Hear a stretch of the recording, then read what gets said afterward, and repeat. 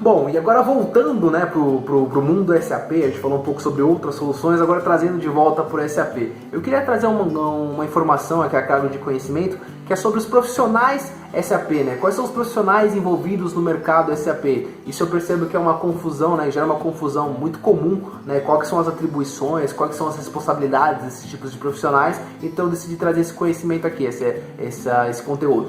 Então, de certa forma, você tem 4 profissionais envolvidos no mercado SAP. Eu vou falar um pouquinho sobre cada um deles, né, e quais são as atribuições, quais são as responsabilidades de cada um.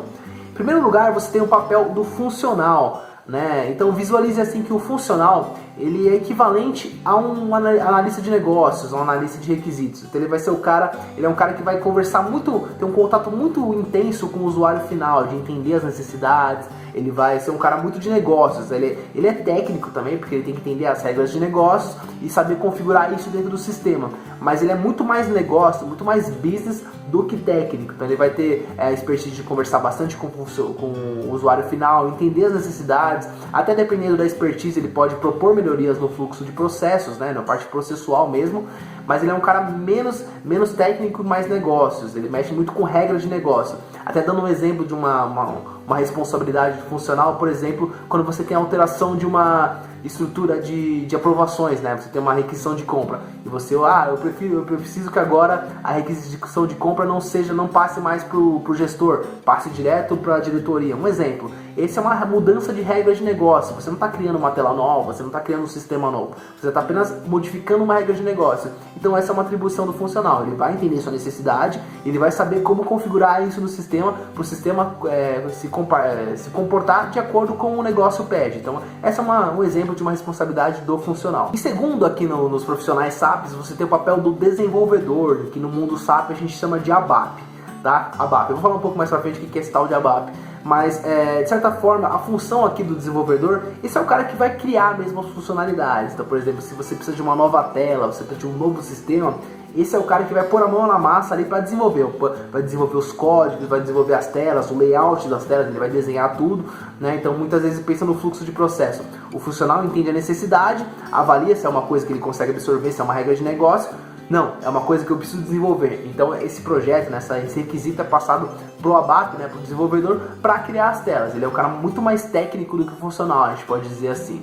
E por mais que pareça assim, não há uma relação hierárquica entre esses dois, tá? Eles são pares no processo. Só que, como eu falei, no fluxo de operações, muitas vezes o funcional vem primeiro para entender a necessidade, mas ele não é necessariamente um chefe do desenvolvedor. Na verdade, é só um par ali que ele acaba trabalhando em conjunto. Ele tem um contato também bastante com o usuário final, mas é um pouco menos que o funcional. Ele trabalha um pouco mais na parte de desenvolvimento, a parte técnica mesmo, de criar as telas, de criar as funcionalidades, botões, enfim. Esse é o cara que vai pôr a mão na massa. Em terceiro lugar, aqui nos profissionais SAP, você tem o papel do Basis. O papel do Basis, ele é um pouco mais difícil de explicar, não é difícil de explicar, mas ele é o cara que menos tem relação com o usuário final. Então talvez a gente costuma até brincar. Quando o Basis está fazendo um bom trabalho, muitas vezes você nem sabe que ele existe. Tá? Porque ele é o cara responsável por algumas atribuições, ele é responsável pela performance do sistema, pela continuidade, a integridade do sistema. Então é um lado muito mais background, a gente pode dizer assim, muito mais atrás das cortinas. Então ele acaba fazendo um trabalho que não tem muita interação direta com o usuário final, mas tem muita importância, acaba tendo muita consequência, né? Então você está fazendo um bom processo, logicamente o usuário vai ter um sistema mais usável, vai ter um sistema mais rápido, a performance vai ter um sistema disponível. Então a operação dele, né, a responsabilidade dele é muito mais essa parte de garantir a integridade dos dados, garantir que o acesso às informações estejam funcionando, garantir um exemplo aqui de uma tarefa do Basis. Ele pode conceder e tirar acessos, né? Essa é uma parte do Basis, que tem relação com a segurança da informação. Então, quando você precisa de um acesso numa transação, um acesso numa tela, então é o papel do Basis que vai tirar ou colocar esse acesso para você. Então, é uma responsabilidade do Basis. E por último, e logicamente não menos importante, tem o papel do usuário final, que são vocês, usuários do sistema SAP. E eu considero sim vocês como um profissional SAP,